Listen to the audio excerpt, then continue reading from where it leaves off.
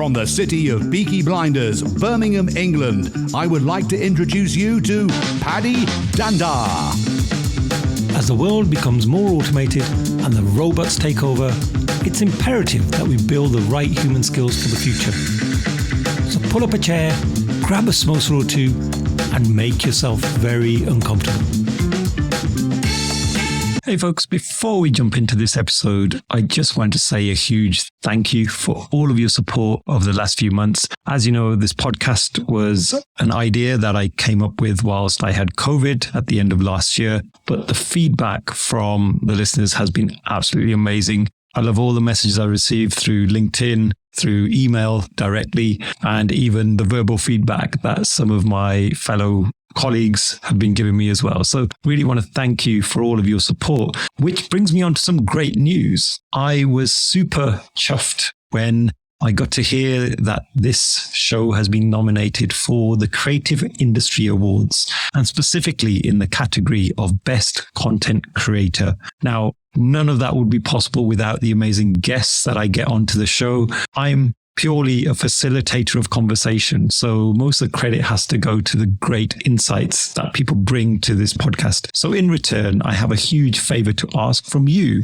If you could please cast your votes for me following the link in the description on whichever platform you're listening or watching this podcast episode on, that would be hugely appreciated. I have no expectation of winning any award. However, it would be great to be able to ramp up some support. And votes close on midnight on the 28th of August. So please do get in your votes before then. So if you click on the link, scroll down to the Best Content Creator section, and you'll see my name somewhere in the list. And then if you submit your vote, that would be much appreciated. And thank you once again for supporting the podcast. Now, let's jump into the episode. Hey folks, thank you for joining us once again for the Superpowers School podcast. I'm your host, Paddy Danda, and in this episode, I have an awesome guest, Sonamm Sharma, who's a well-renowned actor. I called her actress just before the show, and wasn't quite sure what is the politically correct term. Is it actor or actress? But she's told me I can use either, so hopefully I'm not in deep water. But in this show, what I'd love to explore is just the breadth of acting as a profession, because if someone like me who's not very educated with acting, I predominantly think of people who play roles in films or plays, but I very rarely consider the wider aspects of acting, the whole team behind those actors, the whole team behind those productions. And what I'm really keen to understand in this episode from Sonamm is in her experiences of having done lots of these varied roles within this field, to give us a bit more insight into, well, what's involved and who might these types of professions be for? Because some of us at home are probably thinking, hey, I could do that, or that sounds quite good. So I just want to lift the lid on acting as a profession and also look at some of those wide dimensions. So Sonamm, welcome to the show. Thank you, Paddy. Thank you so much. So good to talk to you as always, Sonamm. So for those that don't know you, can you just give us a little bit of background about you as an actor or actress in terms of some of the shows that you've performed in and if you've worked with any famous people? Oh, yeah. So here it goes. I never thought I would be an actor till the time acting came to me.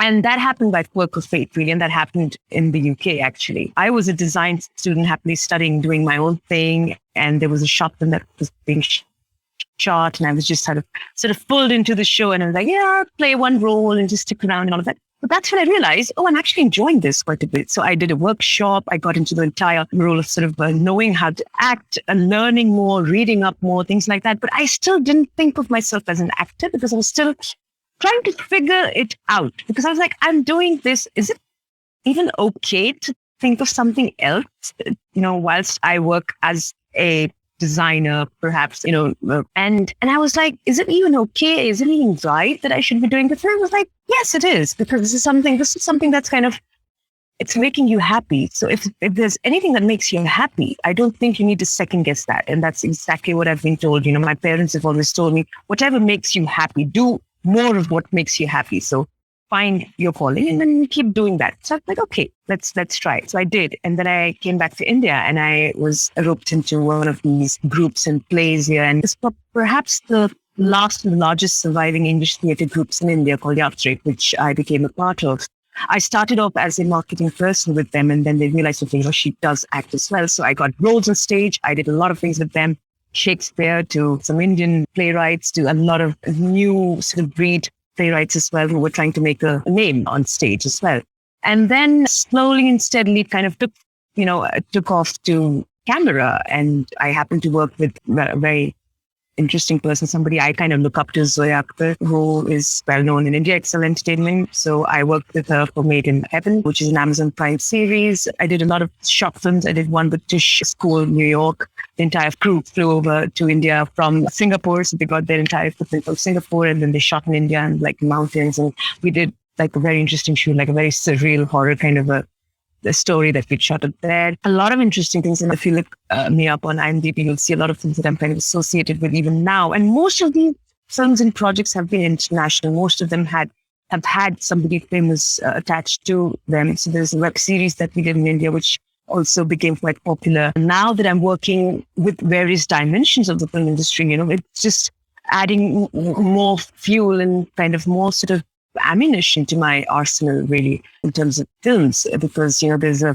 whole new side of production that I got to explore apart from acting as well. Then I realized that acting is just a small part of the entire game, and you can do so much more with acting as well. And so it happens to be my first love, and it will always stay that way, because once you put me on stage or you put a camera on me, I'm a different person. And I really enjoy that, because I like to change characters and look different, feel different, talk for a different person. But then I realized you can do anything at any age. So when you ask me that question, that how did it occur to me that I wanted to become an actor? It didn't. It just happened. And because it happened, I kind of went with it. I was sort of divinely guided to kind of move along with it. And I was like, okay, let's do it in bits and pieces. We'll see where it goes. We'll see how it goes. And it went well.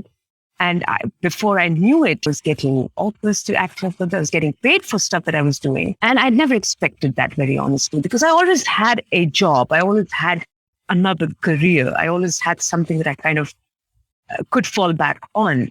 But then because I was so detached from the entire desperation of being an actor, I just wanted to do it for the fun and the love of it.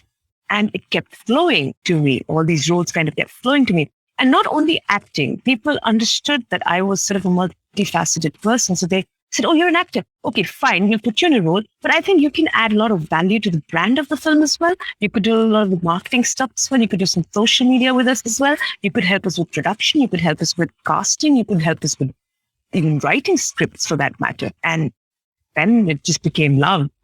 Wow, Sonamm, I didn't realize. So you said you were in Made in Heaven, and I was just thinking for a moment, I'm sure I've seen a series called Made in Heaven, and I was Googling it just as you were talking there. I had a tiny role, but most of it was sort of edited, but it was an important one nonetheless. It was the PR for the main lead, the guy, Sarfaraz. So I was PR person in the first season. There was another web series for Scoop Whoop, a very famous channel called Baked.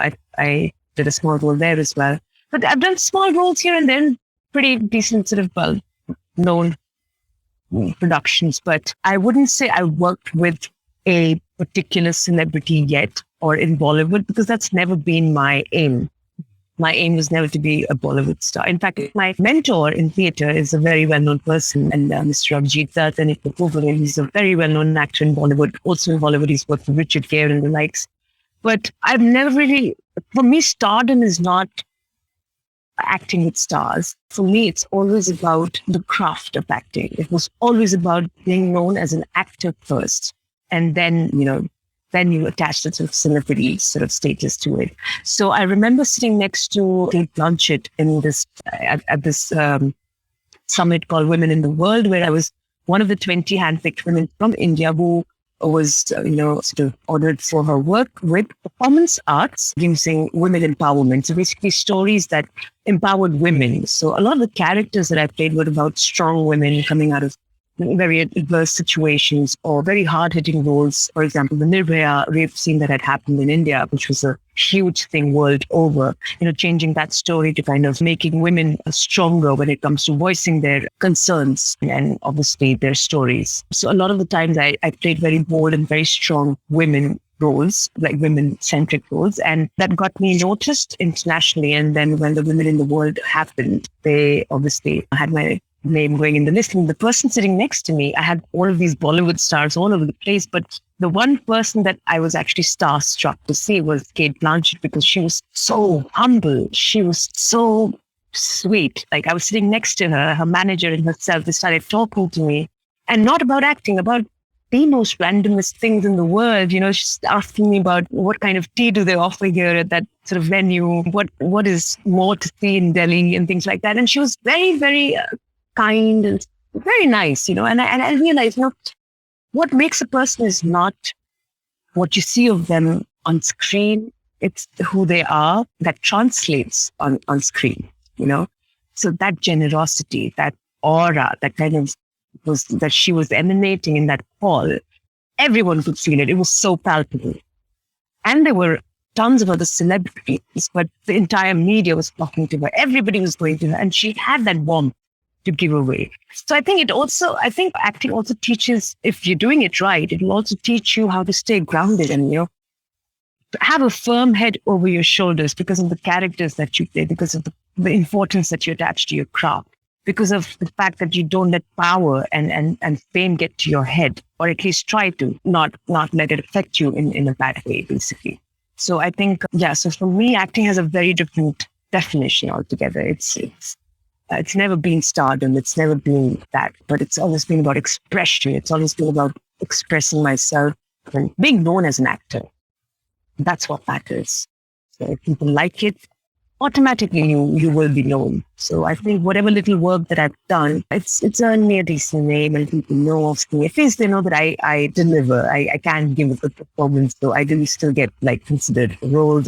The good thing is now I don't have to stand in queues for auditions, and I have the power and the authority to say no, because I'm also an entrepreneur. I'm also doing production work. I'm also, sort of dipping my toes in the distribution scene when it comes to film. So I have that kind of that sort of leverage of saying no to things that I don't want to do, and I don't have to please people any.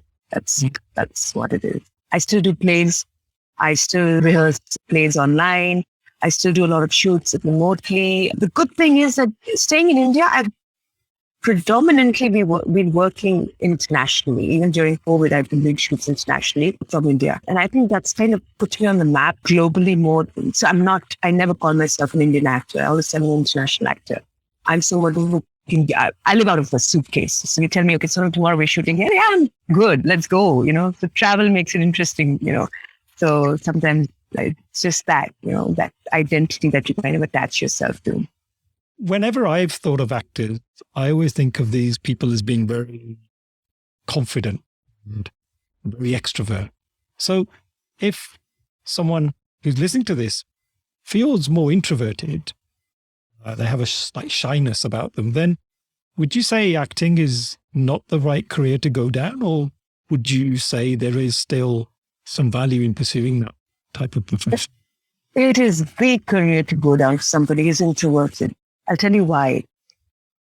A lot of the times we are shy because we have the fear of being judged, right? As an actor, at least I face that myself.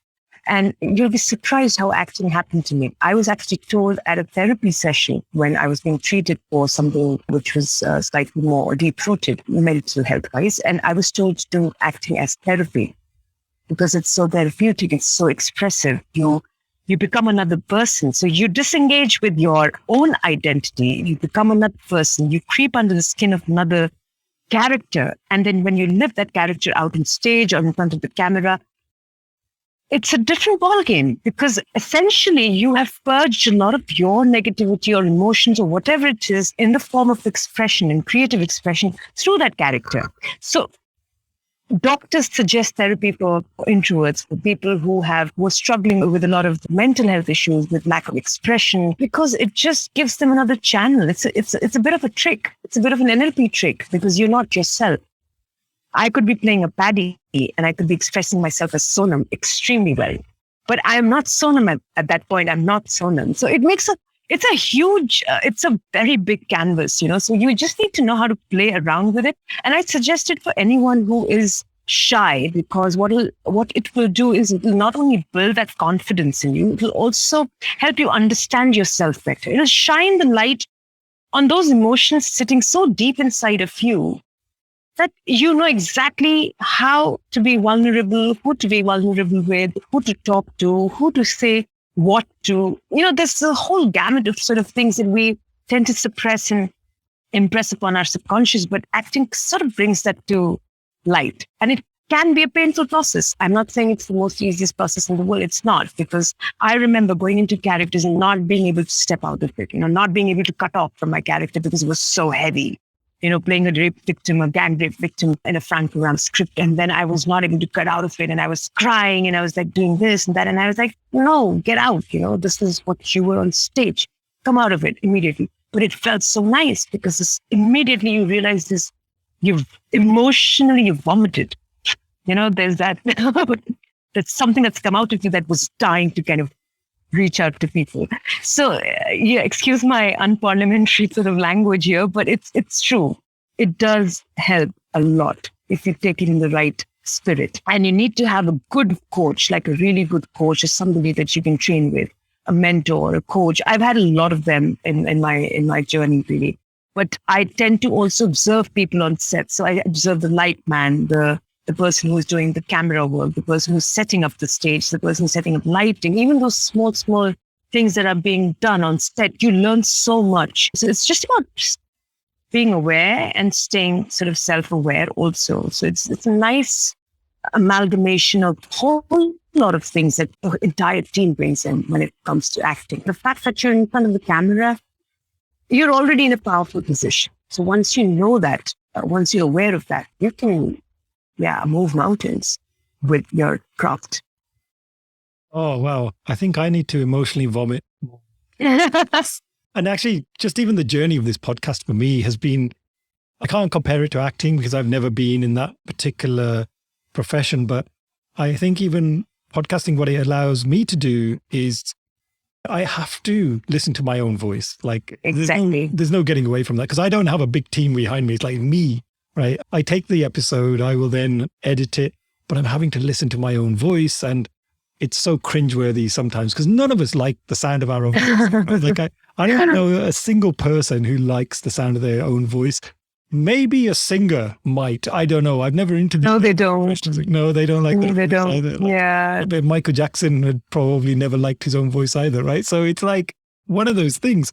But what it gets you to do is really reflect because you're having to analyze yourself. You're having to analyze the questions you're asking, the responses, the emotion, even the facial expressions. There's so much just within podcasting itself. So I can not even imagine going through the process of acting and playing a whole different character and how exhilarating that must be. So I really value your insights on that because that definitely resonates with me. One of the other questions I had was, I'm guessing as actors, you've got to nail your lines.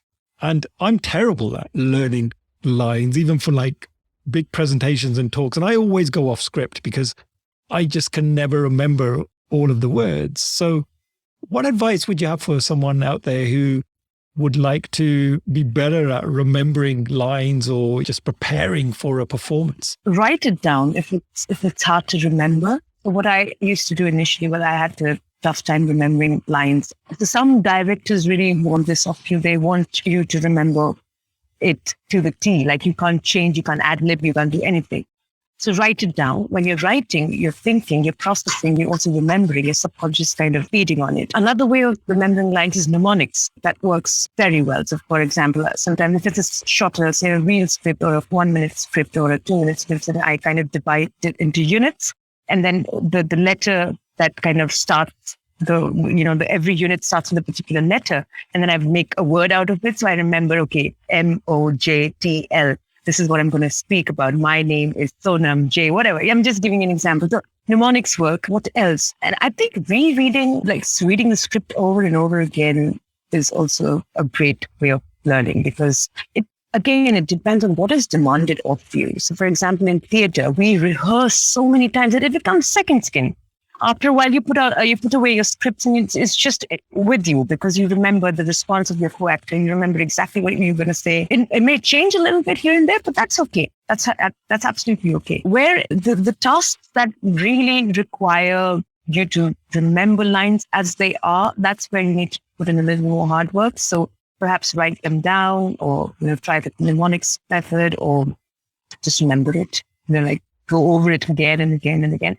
It's not difficult. Once you get into the process of, learning lines, it becomes easy. It does.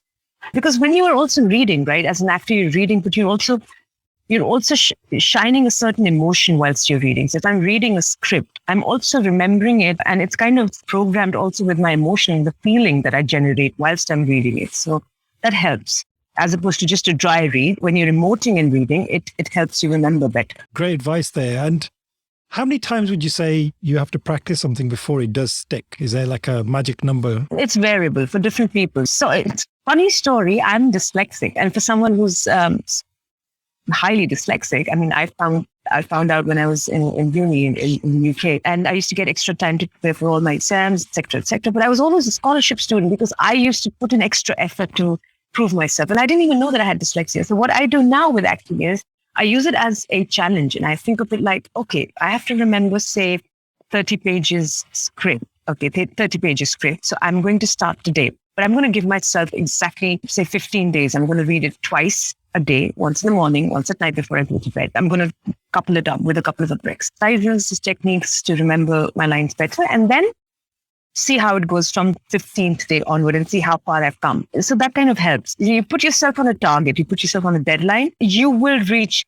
somewhere. If not completely, it'll take you someplace where you will feel satisfied and content with what you've achieved. We've talked quite a bit about acting. And to finish off on this segment, could you tell us a little bit about some of those other roles that are complementary to actors? So we talked a little bit about there's a whole team behind you. So what are some of those other roles that are quite interesting? And if you could just give us some insights on those.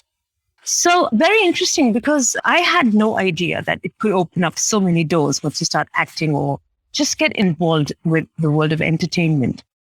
For someone like me, and I'm a woman who lives in a third world country, so to speak. Well, we're still developing. But, I didn't know that so many possibilities existed because we've changed. And if you look at it from a bird's eye perspective as well, again, globally, that kind of, it's changed. The narrative around anyone doing one thing has changed, right? So when I talk about films and when I talk about entertainment or theater, there's so much more to it than meets the eye. So right now, for example, I got interested in writing. So as a copywriter from an advertising background, you can do a decent job writing a script. So I became a script doctor. From a script doctor, I thought of certain stories that kind of reflect me as a person. I was like, okay, so now how about if you were to write about your story, how would you do that? So I thought about a book. Then I thought about a podcast. Then I thought about, let's make this into a script. And then I did. And then when it sort of translates into a film, you realize, oh, wow, that just happened out of the blue. And I hold so much power within me. Let's do this again.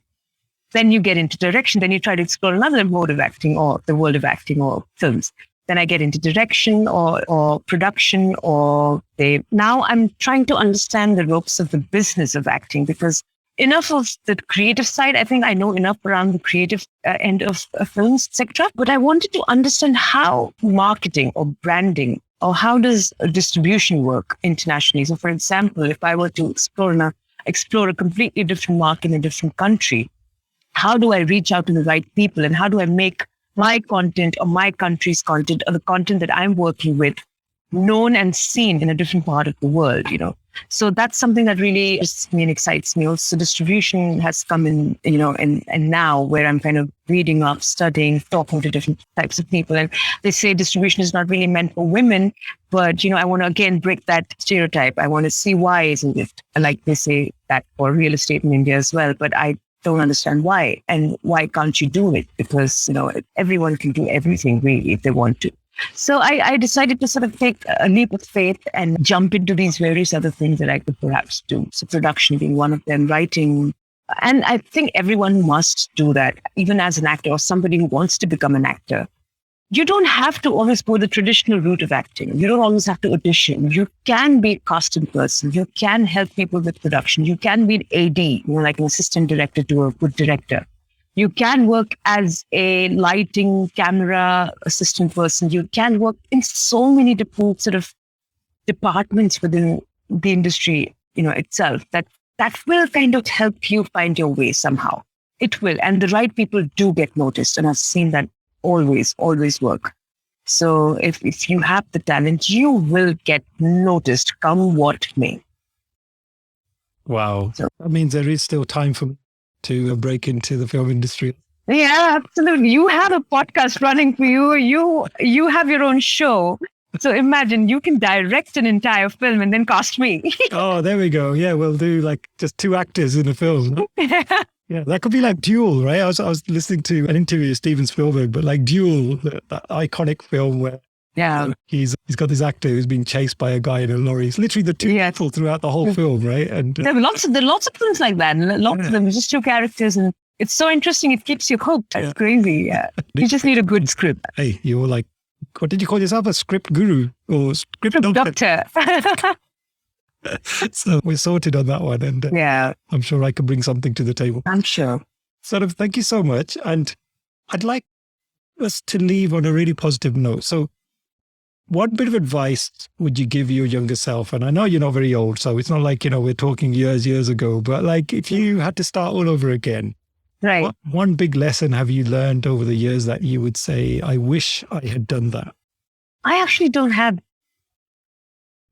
anything. that may sound strange, but I think whatever experiences you have as a person is what shapes you, right? So if I were to change or undo anything in the past, I wouldn't be this person today. So I don't think I have anything that I would want to change. Perhaps advice to younger me, be more expressive. That's where acting happened. That's where theater happened. That's where art happened. So yeah. But if it had come earlier, it would have been better. So more expressive just in general in life, or specifically when you were acting? In general, because then what happens is you start using all of these other activities as crutches. So if you can do that without it, nothing like it.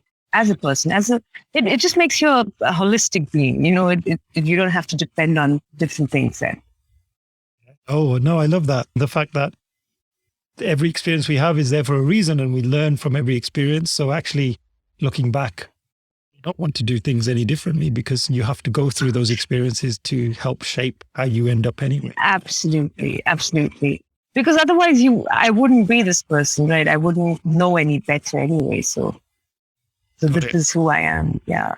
Got it. So finally, Sonamm, any exciting projects you've got on the horizon? Anything that we should know about so we can look out for? Yep. So there is this a very interesting film that's happening. It's going to be a massive project. It's an Indo-American, as they call it. It's a transcultural project. So a lot of these American actors are going to be traveling to India, and then a lot of the shoot is going to be happening in Germany as well as in LA. Obviously, I'm looking after the marketing, promotions, branding of the film, but there's also, there's some acting that perhaps involved there as well. But very interesting cast. Slowly, I will reveal. It'll be on my LinkedIn as well. It's called The Lost Ship. It's going to be a 3D feature. It is written by somebody from a very small town in India, but a very strong person who's been carrying this dream all along of like making an international film with an international cast. And so that's eventually now happening. So the first leg of shoot sort of starts in November, and then it kind of continues to 2023.